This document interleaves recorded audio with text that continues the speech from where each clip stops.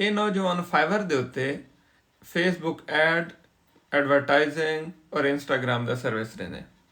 मैं एक टास्क लेना $5 का ताकि इंदी आई डी ते रिव्यू भी लग वने, पता ही लग वने। मैं एक करना चैट और अज मैं तो सिखेंदा पिया जरा बायर होंदे वो तुहाडी आई डी दे उत्ते किवें आर्डर लेंदे, ये मैं कि तुहानू शेयर कर देना। मैं हुण एक मैसेज लिखदा पिया, high Imran, can you help me with setup of Facebook page. एक मैं मैसेज सेंड कर दे सा, मैसेज चला गए हुण को व्यू करें। अगर ये ऑनलाइन बैठे मेरे को फ़ौरन जवाब दे सी, अगर ये नहीं बैठा तो मैं कहीं बे को एक्सेस करे सा। मेरे को भी फेवर का मैसेज आ गया। अच्छा ये हुण देखो हाले तक रिप्लाई का नहीं आया। यह शाय होंगी है जिन्हें मैं अक्सर आदा हाँ कि तुम अगर फाइवर यूज़ करेंगे ना अपने आप को इतना एक्टिव रखो, इतना एक्टिव रखो कि जो ही क्लाइंट का मैसेज आवे फटक तुरा जवाब आंदा। जो आंदा मैसेज आंदा पे टाइप करें पे, लेकिन मैं आदा इंदे कने भी क्विक होना चाहिए। ऐसे उनका मैसेज आ गया कि हाय, अजन टाइप करें पे तो स्क्रीन पर नज़र आंदा पिया सी शो सर। ओके मैं हुण एक बजट दसे ना, I have only $5. Can you do it for me?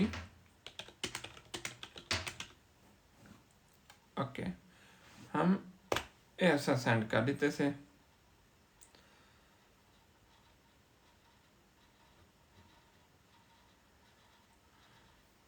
नौजवान टाइप करें ना पे, हाँ जी आ जाए, आ जाए। क्या टाइप करना पे मामा, तो टाइप कर चा, जल्दी कर चा ताकि मैं क्लाइंट आ मेरा टाइम बच बने। मैं को आखे मैं मेरे कने $5 कर दे से या कहना वो आके श्योर मैं कर दे सा।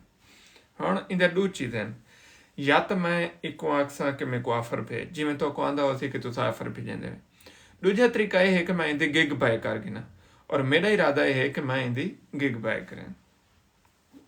मैं हुण वेना इंदी गिग दे उत्ते इंदे अकाउंट ते वेना, अकाउंट के बाद इंदी गिग करिए ताकि इंदी गिग दे उत्ते क्लिक की थी वने। इंदी असां गिग बाय करें $5।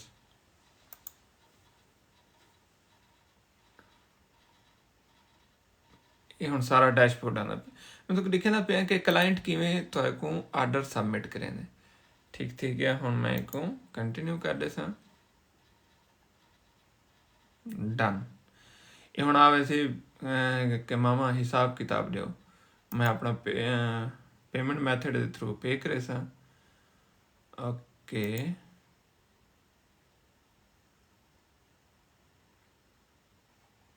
डन थी गया। मेरे कने चार्ज करें पे $8, $5 का आर्डर है, $8 चार्ज करें पे। सुभान अल्लाह,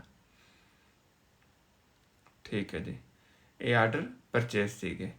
उन्हें कोई रिक्वायरमेंट मंगी पे किसी ने कहना I want to know more about your campaign. Okay एक बार जस्ट क्रिएट ये रिक्वायरमेंट में हम एक सेंड करें पे, just create Facebook page only.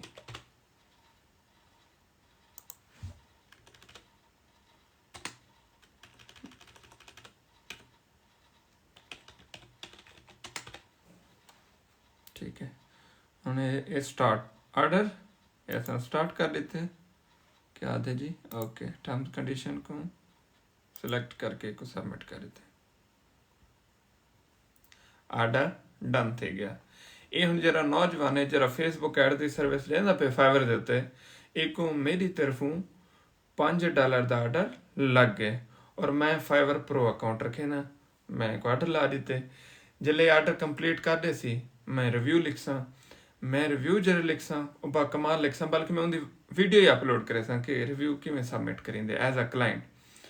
उनके बाद इनकी आई डी रैंक थी शुरू थी वैसी। और एक कम तुम ही कर सकते हो क्लाइंट बनाने का ना, तुम हाली पैसे खर्च नहीं करने, तुम पैसे कमाने। फाइवर का अकाउंट बढ़ाओ, कहीं स्किल के उत्ते गिग बढ़ाओ, रिव्यू लवाओ, उको रैंक करो, बिजनेस करो। वसदे रहो, सलामत रहो। जज़ाकल्लाह।